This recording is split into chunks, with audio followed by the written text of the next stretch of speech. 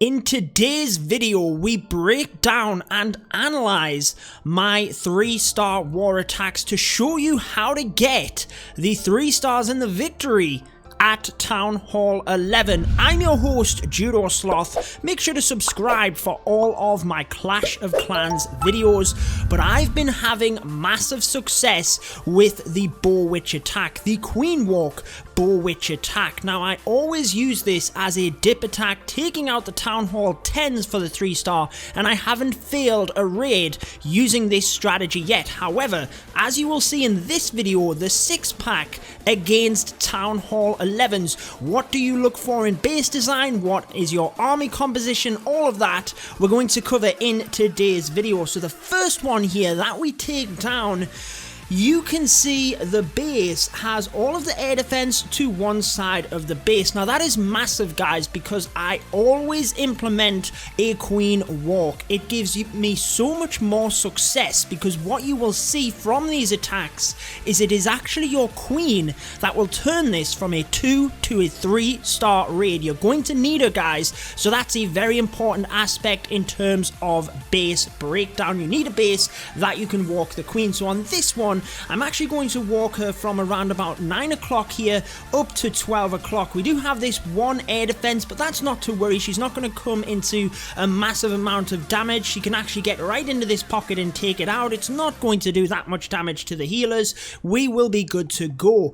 Then what you want to do, guys, is identify bases where you can jump right the way through them. Ideally, you need to find bases that you can jump to both Inferno Towers. Multi-single, it really doesn't matter, guys. We'll show you how to adapt to them both. So you can see on this one, I decided to come from the bottom here, mainly because we can jump directly into this Inferno Tower here, and you want to hit them kind of head on. You don't want to hit them both at the same time, so you wouldn't want to come from this side of the base and hit both of them from either side, or this side of the base. You'd have to come from either end, but I chose to come from the bottom because we could utilize the jump spell very nicely in this area to jump right into the area where the Eagle Artillery is. And yes, it leaves this Inferno Tower on the back end a little bit susceptible, but the Archer Queen can get in to take that out, and our other troops will also have plenty left to distract that. Meanwhile, what you need to do is ensure that you have the Bowlers and Witches moving straight through the middle. You don't want them going to the outside of the base, so you want to implement a BoWitch style army in itself to come around the other side of the base from the Queen. So we do that on this one. Have to be a little bit careful of the mortar, but as you can see, we can indeed drop them in from the bottom, and then they will come around the side. Now I know, due to all of this point defense, they're going to thin out. They're not going to get all of that down. However, that is where the Queen comes in, thinking that we could snipe off this builder hut to save time. Because there was a scout attack, I know that there's a hidden Tesla sitting right next to that, so I'm actually going to take in one balloon to take that out. But let's get into the replay. We've done enough discussing it, guys.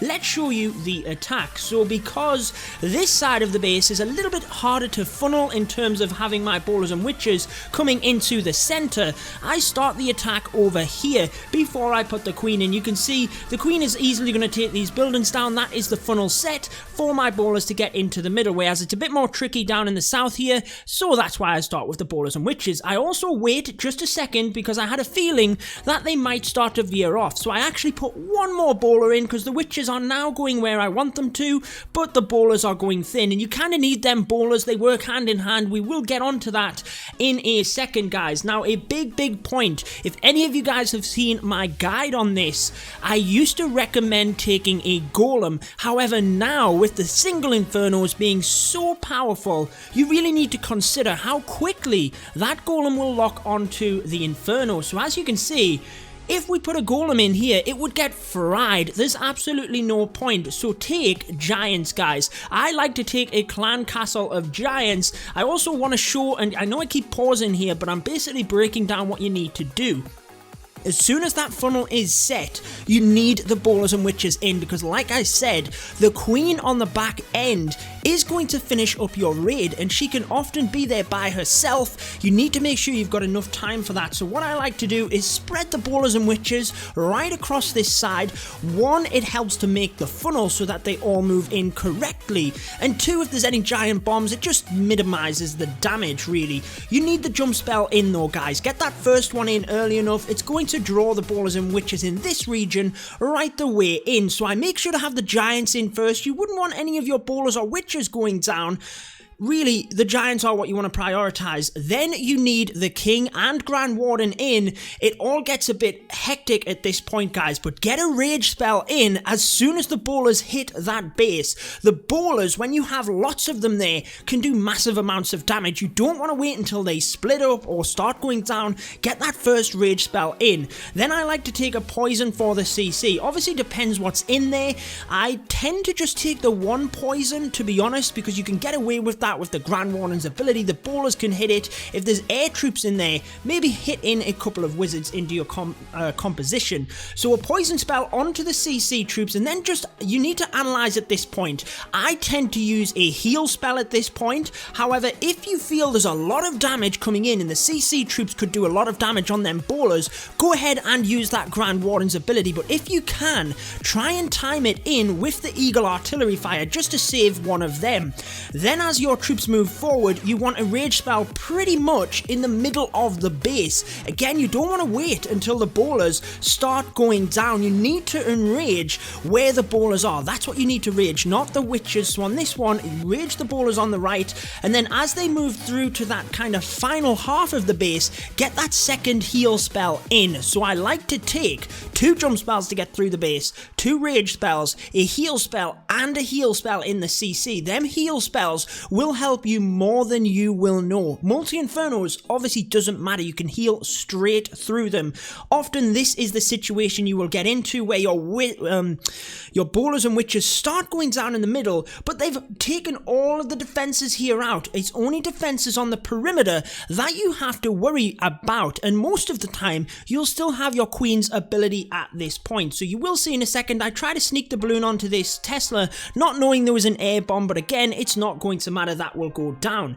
Now, the witches do actually get through the wall here and distract the single Inferno. We had the ability to get through that, but also you do tend to find that your bowlers will get through and get them defenses anyway. You will only be left with a few defenses that you then have to take down, but you'll see here the importance of the queen walk. As you can see, she's actually the one that is going to finish up these defenses and get me the 3 stars. The next attack you will see, guys, slightly different, but we'll break down that base. And again, these are Town Hall 11s. Granted, they're not max Town Hall 11s. They're pretty close, mind.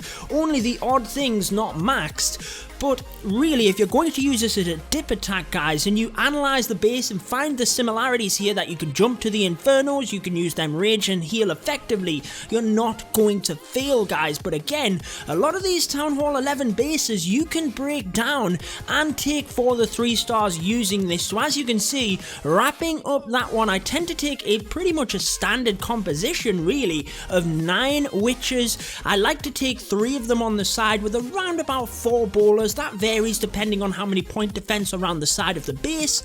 And then I have the 4 healers on the queen. You will see some people that split the healers onto either side because they get a little bit further. However, 9 times out of 10, I've found that the queen is what finishes off the raid, and you really need her. My success has gone through the roof from implementing that queen walk if you can. So I actually prioritize all of the healers onto the queen and let the bowlers and witches do their job on the other side of the base. The queen can then wrap right the way around the base and take that down, or you could implement some other troops if you need. Then we've discussed the 2 jump spells to get through the base itself. The rest of the bowlers and the witches spread out. They'll go through through there. Rage spell early on, along with that heal. Grand Warden's ability is definitely variable, and then the next rage and heal. With only 1 minute to go, guys, you will see that my 6-pack coming in at the end of this war was very, very valuable indeed for this one. So let's go down. You will see we obviously got all of the bases kind of 2-starred. Then we got the 3-star on the Town Hall 11 there, 3-star on this Town Hall 11, and cleared right the way down. I believe up to base 15 was Town Hall 11s as well. So very, very nicely done here by Red Elite, and we are recruiting max Town Hall 9 and 10 players. So make sure to check us out. Our Discord link is in the clan description if you are interested in joining. But let's check out this base then. You can see that the air defense again warrant us in order to bring a queen walk along the right hand side, and you can see exactly where we would bring the queen walk versus the ballers and witches. Try and think about it now, guys. Where's the queen going to be more safe? Now, it's not necessarily the queen, actually, it's more the healers. She's going to be safe right along this side, and just look at the amount of point defense that she's actually going to take out. The ballers and witches, on the other hand, again, we can assume that once they start getting to the back here, they're going to start to go down. Now, looking at the jump spells then, we can first, it's a little bit hairy to directly target this Inferno Tower, and again, you want to try and directly target them. They're the main threat. Make sure to hit them head on if you can, and make sure to hit them one at a time.